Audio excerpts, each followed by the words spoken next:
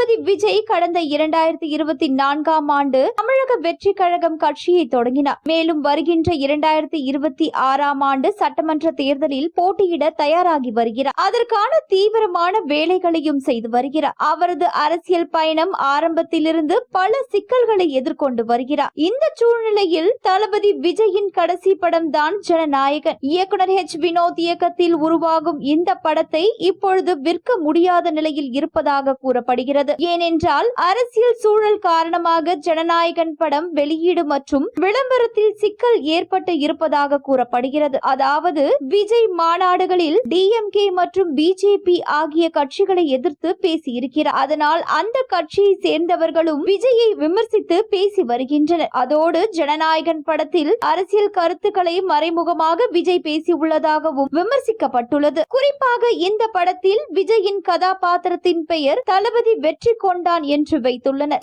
இது அவரது கட்சியை குறிப்பிடும் வகையில் இருக்கிறது. இந்த பெயரே மிகப்பெரிய அரசியல் சர்ச்சையை ஏற்படுத்த வாய்ப்பு இருக்கிறது. மேலும் அடுத்த ஆண்டு பொங்கல் பண்டிகைக்கு ஜனநாயகன் படம் ரிலீஸ் ஆக உள்ளது. இந்த சூழலில் விநியோகஸ்தர்கள் மற்றும் தியேட்டர் உரிமையாளர்கள் ஜனநாயகன் படத்தை வாங்க தயக்கம் காட்டி வருவதாக கூறப்படுகிறது. ஏனென்றால் அரசியல் கட்சியால் இந்த படத்திற்கு எதிர்ப்பு வர வாய்ப்பு இருக்கிறது. இதனால் தேவையில்லாமல் சிக்கலில் மாட்டிக்கொள்ள வேண்டாம் என்ற முடிவில் பெரிய நிறுவனங்கள் ஜனநாயகன் படத்தை வாங்காமல் பின்வாங்கிவிட்டன. ஜனநாயகன் படத்தின் ரிலீஸின் போதும் பல சிக்கல்களை உதயநிதி தரப்பில் கொடுக்கவும் வாய்ப்புள்ளதாம். எனவே விஜய் படங்கள் ரிலீஸின் போது பல சிக்கல்களை சந்தித்து இருக்கின்றன. கடைசி படமும் அதனை போலவே தடையை உடைத்து வசூலில் புதிய சாதனைகளை படைக்கும் என ரசிகர்கள் கூறி வருகின்றனர்.